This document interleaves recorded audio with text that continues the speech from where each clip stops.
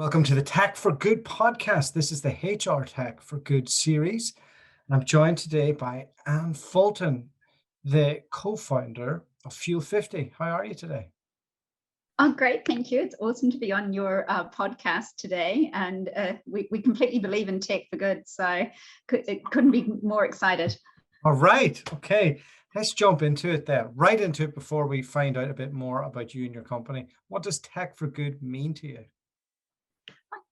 Making a difference with your technology, and that is our primary purpose at Fuel50. Is that we are about the future of you as an individual and the future of your workforce. So we want to make sure that our technology impacts everyone along the stakeholder chain.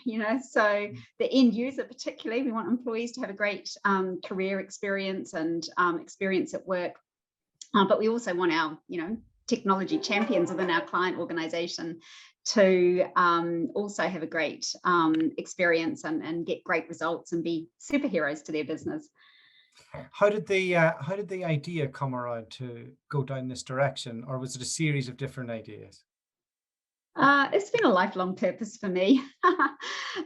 Taking a careers test at age 14, pencil and paper thing, said I should be a funeral director.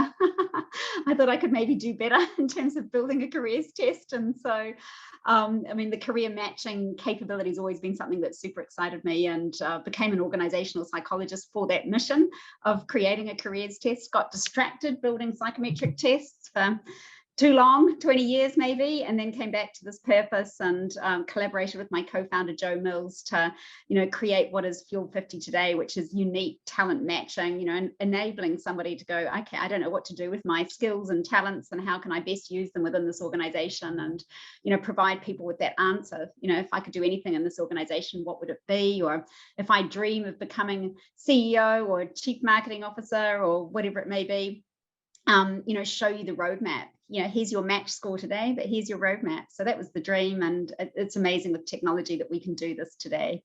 So walk me through the early days when you were doing psychometric tests. What was that like, and how did you make that transition into setting up your own company?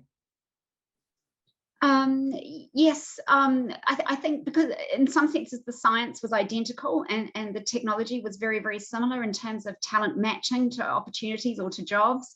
So that was the original science. It was just flipping the model and reverse engineering it so that we were actually, instead of giving the information to the organization, we were giving the information back into the hands of the one person that could utilize their talent and potential to maximum advantage. So putting it into the hands of the employees. But of course, the more we do that in an organization, every employee can see their future, see their talent match, see their skills gaps and their roadmap. But of course, that information is incredibly valuable to organizations as well. So now we can aggregate that data and, show people, leaders, what the skill gaps are, what the capability risks are, and enable them to find best match across their entire organization. But we started with the employee, helping them find their future. But the intelligence that gets delivered back to organizations is super valuable too. And do you take part in the search and selection side of people joining the company as well, or is it just for people who are in the company already? Yeah, good question, but generally no. We are sometimes part of the attraction piece, right? So allowing a candidate to kind of search out what their future might look like, what roles, what opportunities might exist, what their career roadmap might look like pre-hire, see if there's a values fit in that organization. So that can be done pre-hire, but our purpose is for it not to be an evaluative thing or an assessment as such. It's allowing employees to make an informed decision about joining this organization. And it's awesome to help leaders onboard their people, right? They get some wonderful intelligence around their career aspirations, their career gaps, their career, their current skills and learning needs. So to have that on day one is useful, but the purpose is not evaluation or assessment of a candidate. What type of tests does the person go through in order for you to be able to tell, okay, you're the future person, you're the future CEO of this company? Yeah, it's not tests at all. So, we are using, advanced inferencing AI. So we are, looking at your capabilities and skills, associated with your personal profile, but more importantly than that, the experience that we offer, not an assessment, not an evaluation, just a bit more like Tinder for talent, swipe right, swipe left, prioritize what's most important to you in a career. So the experience is quite gamified. It is like doing solitaire online. You do your sorting and then you get your kind of career match. So that's how we personalize the career fit equation with the employees' interests and talents and skills and skill gaps and values. Have you got like an example of what that looks like from somebody who's joined one of your companies and has ended up doing something else, or what that looks like through using the software? There's tons of stories of people having gone on that journey of reskilling, and I think that outcomes that we focus on tend to be more at the organizational level, as opposed to the individual stories in there. But I know my team have got some wonderful individual stories. But for us, it's things like being able to reskill an organization at scale. So taking one of our pharma clients, first one to come up with a COVID-19 test. And they'd been using our project marketplace, our fuel gigs, and able to rapidly, redeploy their people into these frontline positions, into project teams to, create an emergency response. And prior to that, there'd been something like 375,000 reskilling actions taken across that organization, through allowing employees to see their skill gaps and engage with learning content. So 375,000 in a 6-month period of skill actions taken means that you can help an organization, be agile, ready, have a workforce that's ready, willing, and able to match to, rapidly changing business needs. So the first part is the employee needs to be willing and want, and you need to understand what they want. And what's the next thing that the software helps them do? Yeah, it allows them to kind of do a self-evaluation about their readiness. So I think the most valuable thing for an employee is saying, okay, I fancy myself as chief digital officer or CTO in this organization. I've got a match score today of 15%. You get your skill gap analysis, and then you can start to be connected to a stretch assignment, a project, a mentor, or what I'd call a learning asset, some online learning content that's going to help you develop your business acumen or your Excel skills or marketing strategy skills, whatever it may be, that's going to take you on that journey. So it's connecting you instantly to the most relevant learning for you. And it also gives you intelligence as to what are the skill gaps within the organization. So what are the most in-demand skills in my business? If I've only got half an hour to do some learning online, right? I'm sitting on the ferry or the train somewhere, and I've got half an hour, I want to, do some learning online. I might as well invest in something that is really is trending and valuable in that organization. So that's the kind of way that we help an employee kind of make sure that they're on that reskilling journey continually and keeping their skills up to date. Must help with staff. Yeah, for sure. We definitely have a massive impact on talent retention. So across all our clients where Fuel50 has been utilised, attrition drops from 24% to 15%. So there's definitely a direct link to utilisation of Fuel50. And when we launch Fuel50 out to employees, because everyone's kind of a little bit fascinated about what's my future here. If I could press a button that says bang, you could now become the chief people officer in the organization. That's quite magical, seeing that as part of your future potential. And so we get very high utilization and engagement of the software when we launch. It's been a long time since I worked in a large corporation, but I remember thinking the world of HR was so far removed from what I was doing on a day-to-day basis, and them being in charge of my career path and seeing if I was suitable without asking me anything. This seems to solve a lot of those problems. Yeah, and it's doing it in a digital way, right? I mean, pre-COVID, we could sit down in a room, with our leader or our manager, or, bump into somebody at the water cooler and have these connections around your future and your career. But now, this digital enablement means that everyone gets an opportunity to put their hand up for opportunities across the organization, perhaps rather than those that just get shoulder tapped or are highly visible. So we really believe in this tech for good, in that it is inclusive and it's fair and a transparent talent marketplace, means that everyone has to be included fairly, and in an inclusive way. So we're great believers in that. And I think there's been great gains made in terms of vacancies being available, to everyone across the organization. You can go in and search and see what's available. You don't necessarily see what's matched to you. But, when it comes to projects and stretch assignments, some of those decisions are kind of made behind closed doors, up until recently. And so, we've created a kind of fair and democratic project marketplace as well. So anyone can put their hand up, and show their skills match to an opportunity, as well as those decisions that might get made behind closed doors with HR historically. I suppose you could almost plan for a career gap and things like that in this as well.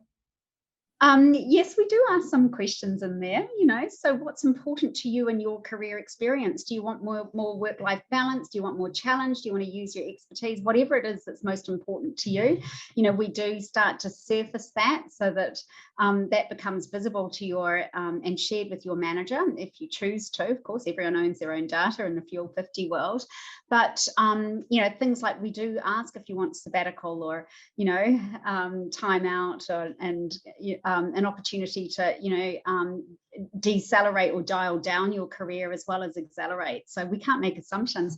And I remember an assumption of as we were building our career agility exercise, and one of the contributors to that research pool was she was quite senior in HR, but she had 5 children under 5, was doing an MBA, and one would assume she'd want to dial back her career a little bit, to decelerate would have been my expectation, but it was off the scale in terms of ambition and aspiration and acceleration wants. So I think the learning from that is don't make assumptions about what people want because of their circumstances. Just we need a way of surfacing this in a really valuable way to build a great conversation for that future for that individual. So you've made a career out of working with data, doing the testing and now doing the analysis of it. What's it telling you about the future of work? What are the big trends that we're seeing? We've been tracking the trends, particularly through what we, this pandemic era. And, we've seen a huge shift in skills and capabilities through this era. One of the ones that was more memorable in terms of a trending capability was supply chain reimagining, right? Or re-engineering, that seemed to be trending. The other thing that trended significantly last year was what I'd call cultural competence.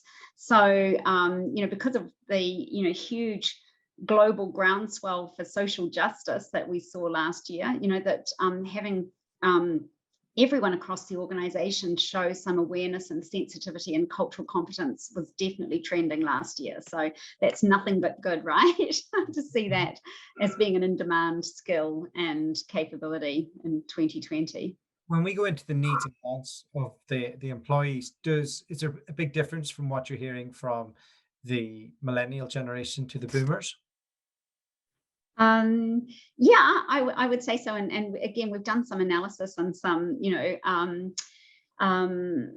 compare and contrast to those different populations. And I think one of the surprising things was that both baby boomers and millennials were very, very values driven, but slightly different values set. But the values were super important to both of those populations in terms of how they engaged at work.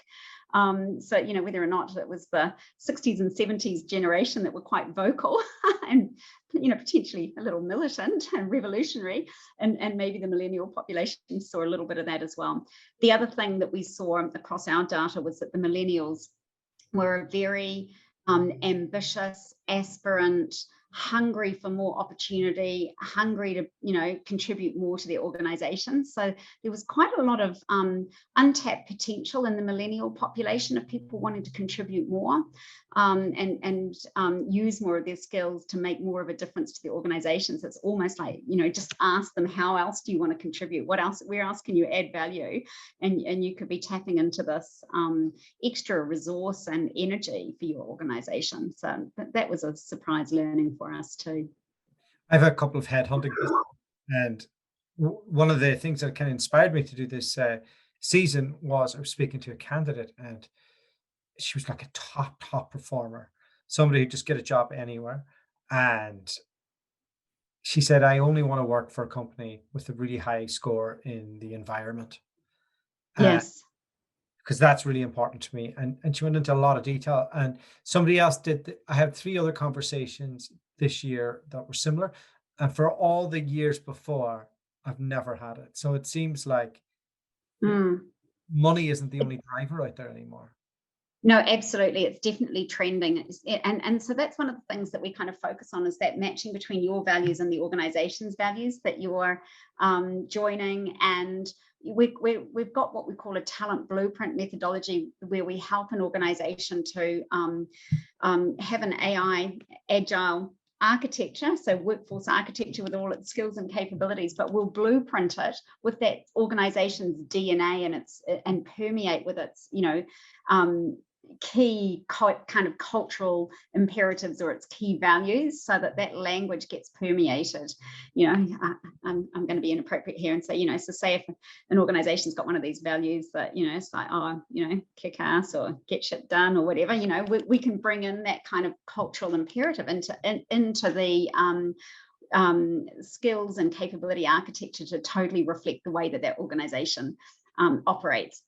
And equally, if it's got a really strong social imperative or a really strong, environmental awareness, we can help permeate that as well. Remember working with Patagonia in California, and they actively encouraged their employees to be socially active, to be, activists, environmental activists. And I thought it was great. If there's a values match, why not attract the right people to your organization? What's your opinion on like the future with AI and the workplace and it replacing humans, given it's tech for good, but where are we going with it? What do you think? Oh my God, you're on to one of my favorites. Horrible question, I know. Part of our revised mission statement is that we need to have a really humanitarian ethos in the way that we're engaging. I don't believe that any of us can afford to have a displaced workforce, right? And they're predicting millions and millions of people potentially displaced, through not having the right skills that are going to be needed for our future. So I think, all of us involved in business as leaders and in HR in particular, that we have kind of a social responsibility to make sure that we're helping our people reskill for the future so that they are employable and their skills remain relevant. And so to us, that's extremely important, that we're enabling not just our own employees to stay relevant and reskilled for what's going to be coming at us over the next 5 to 10 years, but also that we're also taking care over those people that are potentially in our talent pipeline. We don't want an underemployed society. I mean, personally, I think everyone needs an opportunity to contribute, to make a difference, and to use their skills and talents to maximum opportunity. And I think that we're, that social harm, could be done if we don't caretake that as an imperative, and all take some responsibility for allowing people to contribute in a marketplace. Couple of questions to finish up. Who in the HR tech world has inspired you on this journey? What other entrepreneurs? Yeah, I love that you asked me that, because as I was just saying that last statement, I was thinking about the chairman of our business, and he's an incredible guy, a billionaire, did Platinum Technologies, and then he founded Silk Road Technologies, which was one of the first companies to create the non-boarding solution and was quite disruptive in its day. But he has a very strong view on skills relevance and contribution marketplace places in the future, and universal minimum wage, being paid so that people can still contribute in more of a artisan kind of marketplace environment. So that's his vision. So he's, I think the other thing that inspires me about him is the fact that, he's always values driven, and the times he reaches out to me most is when we've done something that is challenging and absolutely values aligned, and he'll be always the first one to pat me on the back. So so it's wonderful that he's very visionary around that. And I love some other people that have done some amazing things. So and changed technology and created great impact with these solutions. So the success factors story in the early days, and Marketo, these have been groundbreaking technologies that have absolutely transformed the way that work gets delivered. So they inspire me. I was wondering what other HR tech businesses out there do you look at and go, wow, that was a great journey? You're a great company. Yes, I mean, I think I don't know, everyone's on a roller coaster, aren't we?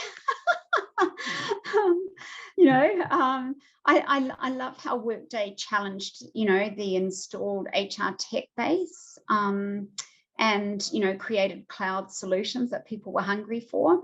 But I think there's a ripeness and readiness for disruption into that as well, and that we need to create an employee-centric model and an employee experience that layers the workday. Employees don't necessarily want to engage directly, and so kind of engaging with the likes of Workday and Oracle and SuccessFactors as partners is a great opportunity for us to keep their employees engaged and motivated and retained and contributing and enjoying their work as best they can. That's our purpose and our niche. Final question. If somebody is just about to launch a HR tech product or are thinking of going down this journey, what advice would you give them, or what's the best piece of advice that you've been given along the way? I think you've got to start with the end game in mind, so a defined end user experience. What do you want the end user to be feeling and experiencing as a result of enabling this technology, and then really closely defining your success outcomes. So what does success look like? What are the measurements that we need to actually say, okay, this has delivered on expectation? And to us, that's not just about end user feedback. It's about what levers are pushed in the organization and where there's real measurable impact. So to us, it's things like retention. It's increases in internal talent mobility. It's about seeing more lateral movement within the organization. It's about seeing, diverse populations within the organization being included in the marketplace and having an opportunity for projects and mentoring and opportunities that they may not otherwise have. So define your success right at day one, and work towards that so that everyone understands, what we need to do to create that impact and success. All right, Anne, thank you so much for joining us as a guest. We really appreciate your time. Oh, it's been amazing. Thanks for the opportunity.